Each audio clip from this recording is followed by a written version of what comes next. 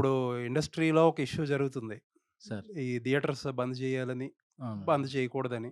అవును. మీరు చిన్న సినిమాలు, మీడియం రేంజ్ సినిమాలతో చేస్తున్నారు. ఇప్పుడు పెద్ద సినిమాతో ఇప్పుడు 'రాజా సాబ్' లాంటి పెద్ద సినిమాతో అసోసియేట్ కూడా అయ్యారు. అవునండి. అసలు ఏంటి ఈ ఇష్యూ గురించి ఏంటి ఒపీనియన్ ఏంటి? అంటే మీ పర్సనల్ ఒపీనియన్ ఏంటి? ఇండస్ట్రీ పర్స్పెక్టివ్ ఏంటి? నా పర్సనల్ ఒపీనియన్ ఏంటంటే అండి, ఈ పర్సెంటేజ్‌లు, రెంట్‌లు, షేర్‌లు వీటికన్నా గూడా ఆడియన్స్ దగ్గర నుంచి ఒక కంప్లెయింట్ ఉంది సినిమాల మీద. దాన్ని మనం ఎంత సీరియస్‌గా తీసుకుంటున్నాం. అలాగే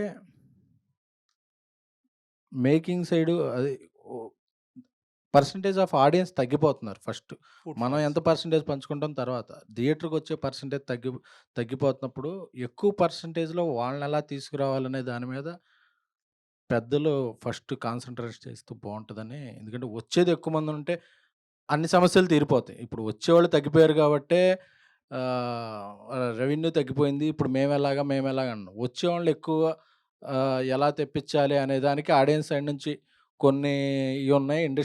ఇండస్ట్రీ సైడ్ నుంచి కొన్నియున్నాయి.